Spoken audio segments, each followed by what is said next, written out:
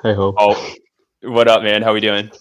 Doing good, doing good. Like nearing the end of the not really the end of the day, but like afternoon here. Like nice weather, so can't complain. Yeah, much easier for the Europe time zone than the U.S. Pacific time zone. Does not love the timing of this show, but we make it Nah, work. it's good. It's a 5 p.m. show here. That's it, right? That's it. Nice, man. Really excited to chat. So you're the COO of hmm FXHash, which you know I think known as kind of one of the We had a like long really journey. long journey, one of the like really early NFT art platforms on Tezos. hmm Actually don't have a ton of context what's been happening between then and now with diving into your launch last week, which looks really cool. So maybe to start, can you just kind of fill us in on hmm actually I guess for maybe first question is I think just so many people in the crypto art community, especially with hmm just the state of it today, are just so hmm nostalgic for like those Tezos kind of FX hmm hat days. So I'm curious maybe to start like what did you guys really have right back then, because it felt like a pretty hmm a special moment in on-chain hmm art. Yeah, I think like you have to look back at what the space was in 2021 when we launched, right? ETH was still proof of work. Like the gas fees were insane. Yes, a lot of people could pay them because they were early to ETH, but also a lot of people, especially people not in the EU or especially not in the US, like they couldn't pay, like, and they couldn't participate. And I think this was like one of the biggest reasons that initially helped Tesla so much because it was cheap. Back then, there also was like the environmental debate happening with like ETH is killing the environment. And so I think naturally a lot of artists felt good to release on Tezos. A lot of artists themselves didn't come from these backgrounds that had a lot of ETH, so there really wasn't like the overlap of this like Venn diagram wasn't there yet. But soon, sort of like that happened. So when like the art blocks craze came in, our founder and also generative artist Seifert, he himself sort of like wanted to see like how can he release on art blocks. Ultimately, he realized there's like a 1 year queue, and that he really can't release. So he essentially said, "Fuck it, I'll just build a platform and." I'll build a platform that I want as a generative artist, and I think that really like hit the right spot on the artist side because now suddenly it's an open platform. Anyone could create. And that was also the reason why I think within the first 100,000 projects sort of like that appeared on FXH, the quality was insane because a lot of the artists like worked on these algorithms for 5 to 10 years, similar to like the curated releases we're now seeing on like Verse, AB, Fellowship, FXHash. Like it's Hmm. exactly the same. Like they worked on this for a long time and they just didn't have a platform to release it upon, but now they had, and that is why I think we had like a lot and still continue to have, but also especially back then had like an insane quality of mints that were happening. And for the collectors, it was easy. Like it was a cheaper and better way to collect. Yes, there was this discussion of my art is not an ETH1, what will happen? But like even if Tezos goes down and Tezos is not as relevant anymore on like the general chain things happening in the ecosystem, like you can always run a Tezos node. Like the art will always survive. It's not about the art and surviving. I think that's like an easy, cheap take. Like if Maxi said times take that like only things on ETH can exist. Like I don't subscribe to it, but I understand where it's coming from. But yeah, I think that was like the initial question of how we started, and then since then a lot of things have happened. Yeah, let's get to that because I think from obviously it was like I was a light participant in hmm kind of NFT art. I think when hmm Artbox came out, it was just like a really interesting, fun thing to participate in. I think obviously like PFP Mania was fun for its hmm own reasons, but it seemed to me like I guess when I got into crypto, like FX Hash was very much kind of the center of art culture, and then I feel like this kind of chaotic speculative NFT media that happened on ETH kind of took the spotlight away hmm from it, and I've kind of lost touch with the platform. So we'd love for you to catch us up on what's happened since. Yeah, that definitely. So I mean, we essentially after 2021, we like bootstrapped for a year, so essentially survived off the fees that we had. Then sort of like came to a crossing point because obviously we also saw exactly the same developments of okay, will we survive if you're only on Tezos? And the answer back then was no. But back then our answer really was more like okay, let's try the multi-chain approach. We had a lot of, not a lot of, but like a few startups copying and also raising just with the premise of we're building FXH on ETH or on like Optimism or like wherever. But like that was like the whole pitch, and we thought, okay, if they raise like 2 million on this, why just don't we do it ourselves, right? Yeah. So that was the plan. That was what we like. We then raised like around 5 million, that by 1KX, and essentially used that money to first go onto ETH. We then went on to ETH, but by that time, the train didn't pass in that sense, but it wasn't enough to sustain like a business in like a economical way. And then sort of like thought, okay, what can we do if we have this infrastructure already on ETH? Then why not also like open up on Base? By that time, we talked with a lot of L2s because we again thought, okay, EVM will be the winner of this race, and we just need to be on there. ETH L1 might not scale right now, so let's search for a value aligned L2. And back then, I think that was like beginning of 2024, we decided on Base and launched on there, and then just like quietly built like our tech stack up. We tried out a lot of different things during that time. We tried to go like really deep in the art world, went to like Art Basel, went to like Parifoto. We tried out like generative fashion, like had like a scarf or like generative tattoos like I have here with like artists like this. We tried out a bunch of things, and a lot of these things are still in the back of our head. But ultimately, I think the biggest evolution of the platform has happened over the past, or like has launched in the past week, but has happened in the weeks before, which is sort of like the FXH protocol, where we have launched our own ecosystem token that is not only like it's not like a governance token that is just there and you can stake it, but rather it is and will be the core premise of everything we are doing and like going forward. So you need ethics. Like we didn't run any campaigns. We just airdropped it to old collectors and artists, especially putting like a focus on artists, like giving back to the people that supported us. And then really right now what is happening is that we are slowly introducing more art forms. We are starting with a new introduction of like generative art, which is what we call open form. And I know there are like a lot of new semantics that I'm using right now. But trust me, it will get easier once I use the product in that sense. But yeah, we use that. You essentially we allow or like let artists upload their own art coins, what we call it. It's just an ERC20 token, similar to how Zora did creator coins in that sense. And we are trying to build up a new economy that actually works and that actually has a proven business model. So to mint, you need Artcoin plus pay a small mint fee that the artist can decide, mostly in ETH. So you always have like this like double thing. And to buy the Artcoin, you need to buy with an FXH. And that's like the really rough economics behind it. I can go into all of the aspects and why I think it can showcase that generative art is not that, NFTs are not that, and stuff like this really is only the beginning. But yeah, happy to answer any questions. Maybe that's easier than me just rambling. Yeah, I mean, yeah, maybe let's start with, I'm curious what the kind of initial insight into this was. Was it kind of just like taking a look around the space and see it's like Zora is kind of, coining at everything. Obviously meme coins have gone fire. People like the simplicity of that game. So was it like, how do we combine that kind of, liquid fungible token meme coin game with art, or like what led you to it? Yes and no. I mean, ultimately there are like two user groups, right? There's like artists and collectors, but that is not really it. Like there's people that care about the art and want to collect art and want to collect digital art. They would collect digital art if it would be on crypto, without crypto, but they care for digital art as the art form. And that's like the one premise, sort of like that we have had and always will have, like generative art, but also digital art will become more relevant with each year, with each baby that is born and gets an iPad in their face at like 2 years old. Like that baby will be slightly like it's not good, but like that baby will like digital art when they grow up, like long-term horizon thinking, right? So digital art will become more relevant. So now we need an economic model that supports this. What economic model works in crypto? It's like fungible liquid trading tokens, and these are like ERC20 tokens or or meme coins. Like it works on like any chain. It's like chain agnostic. What doesn't work is having essentially investing in artists and only being able to invest in specific primary pieces like mint at random, or invest in secondary pieces. Because even though you might think you're investing in the artist, you still need one person that likes your one specific edition that you have, and that like just like in terms of like matchmaking process, like it makes no sense. There's no market maker for this. It's super hard to find a trade, even if you think like Tyler Hobbs is the best artist in the space, or like William Apan.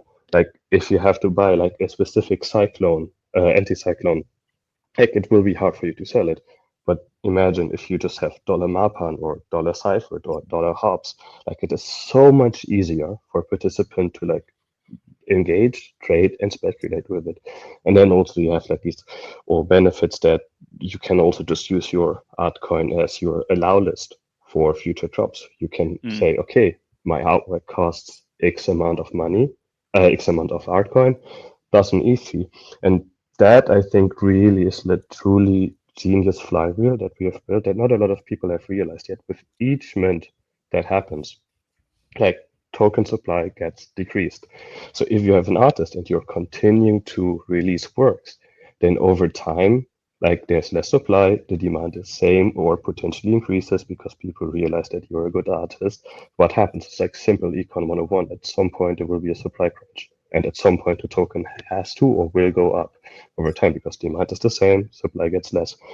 And that's sort of like the economic thinking of this new model, and obviously the same applies for FXH. With each new altcoin getting released, there's an FXH sync into the altcoin. So like the model should in theory work if what we're doing is ultimately art. And sort of like we're still doing art, it's still an art first platform, but it just accepts the economic reality of the space that we are in, and rather than shying away from it, I think we're embracing it. And I think personally that's like a good thing, because like ultimately crypto is inherently financial, and crypto or like finance will ultimately run on crypto, like all of it. That's where we are going. So why shouldn't we, if we are a crypto adjacent space within digital art, why shouldn't we be the early adopters of this?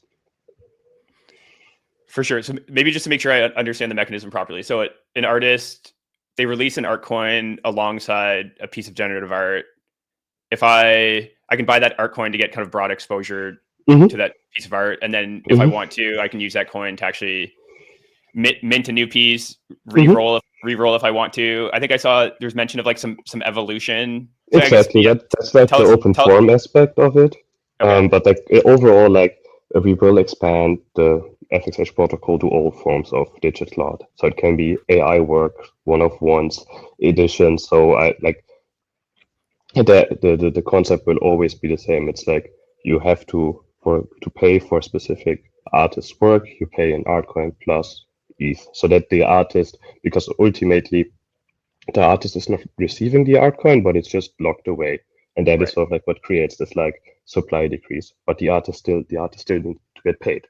So that's like on the one hand they get the ETH fee, on the other hand they get 0.75% of the total trading volume of the altcoin. So again, like speculation is in that sense good because speculation pays the artist, and and then I can go into open form, but like I think it's important to first understand like the overall concept, and then we can also go into open form to like which is like the first rollout of like this, also because we needed to regenerate it in the art space because it was a bit boring. I'm super curious. Like, I think one of the biggest pain points that I really remember from, I don't know, platforms like this and from crypto art TM in general, is what you outlined as then there's two parties, artists and collectors.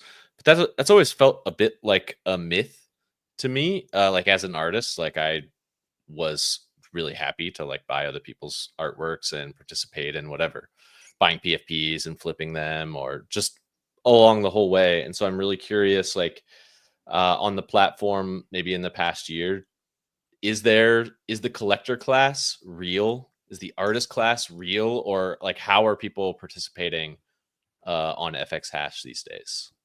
I think that's a good question. I think the sort of like collector class in that sense has shifted a bit. Like again, we come from this Tezos background where there was a lot of like value driven, and then sort of like a lot of pride also in being underground, sort of like them being okay that ETH is like the big thing. But right now, Base and like EVM accounts for 98% of our transactions. So we've not really swapped out our user base, but partially swapped, but also partially migrated them, to maybe like the values that lie more within the EVM ecosystem. The artists, I think they're mostly the same, but also because we so far in that sense have only ever release generative art. With our approach to sort of like opening up, we'll have like a whole new class of artists sort of like coming in that we haven't touched before. And as far as like how they are seeing it or how they are like thinking about the system, I feel like a lot of artists start to grasp the potential of open form. They give us a lot of feedback of like extra things they want to add to like manifest sort of like their artistic version with it, and we are happy to accommodate that. So we're like, I think we have like roughly like 100 artists of like wanting to release. And I think the big difference is that, especially for this like rollout phase that we have right now, FXHash used to be an open platform where anyone could create at any time. But right now we're really sort of like taking a more like substantive approach, like to highlight each release that is coming, also because it makes like our life easier with like a developing protocol, sort of like to just like introduce new features with like each art drop. And that also makes it much easier for the collector because we can't, in that sense, we don't have to screen for quality control. We don't have as much, not junk on there, but there was a lot of work on FXHash that maybe was more like a P5JS tutorial. And that's okay because we had more than, I think, 40,000 projects on there. But like we had like an amazing hit rate because 5% of those projects were, in my opinion, truly like generational and one of the best generative artworks that we had. But we had to switch that approach slightly, or like are doing now. I have to ask about this actually. Do that. This was such a touchy point that people had even with art blocks, where you said this is just a P5JS tutorial, because there was, I mean, especially in 2021, if you had, you know, a Greek statue, blank avatar, and like, I don't know, whatever, cinema 4D crap, you could make a truckload of money. Same thing was true in generative artwork. And I think that's really interesting. So I guess I'm curious, like, it feels like the entire internet has leveled up in their skill and ability to make things. It's now increasingly obvious when someone is doing like beginner materials. And so I guess I'm just wondering, how do you filter out for those things? And like, if people want to learn and participate in these things, what's the right resources for them to look at rather than copy pasting crummy tutorials? I think as far as like the filtering out goes, that's at least right now for us rather easy because we're introducing like a completely new form of generative art that hasn't been before. Like with the evolutions that are happening, like you can't copy paste something that hasn't been done before, right? So that's the one part of it. I think generally speaking, it is also us being really close with the community. We have, again, like Cyphered is a generative artist. We have Gorilla Sun on our team, who's also a generative artist. All of our devs are adjacent, have released works themselves. So we think that we know what is not good or bad generative art, but what is new generative art or what is just like a P5 tutorial to like put it in these like really like clear buckets. Not that everything is a P5 or it's like a great work. There's a lot of that is like in between, but it's just like being knowledgeable in the space. I mean, we've been around now for 4 years. We should be knowledgeable, and it's not that. Maybe you want to add that like a lot of the early work on art blogs is also great. Like there's a lot of great work on there, but there's also a lot of work that maybe is not as great or maybe shouldn't be as priced as it is. But it like if you release on the incumbent, then you just like you drift up with the float, and that's fine. But I think there's a lot of great generative art that is also not on our blogs but on other platforms, and it's worthy to look at some of the like amazing artists that also have released elsewhere and are continuing to release everywhere in that sense. Awesome. Nice. Yeah, I've kind of always felt that I think the big thing missing in digital art, or at least crypto art, is just like the collector experience is just largely sucked. It's like, you know, the minting was fun, but then it just kind of disappears into your wallet and the story's over. So excited to see. Yeah, I feel like stop. It shouldn't stop. I feel like what you guys are building now is like a meaningful step to just like continue the story, or like add kind of more playfulness or, you know, interaction with the actual piece of art. I think just the existence of fungible tokens makes things more fun, and the fact that you can, you know, have that and also, you know, re-roll or, you know, evolve art, and just kind of blows open the this like continuous storytelling that artists can do, I think is really awesome. So yeah, Paul, Exactly. appreciate you jumping on. We're gonna have to bring Simon up here, but yeah, recommend everyone go check out the new platform. I was playing with it this morning. It's interesting. I assume you guys are gonna have kind of constant drops coming up over the next constant 2 months. drops and constant updates. We know right now the UX is as shit as it ever gonna be. So if you have any feedback, let us know. Our camera board is full of it. Like, we are releasing updates essentially daily right now.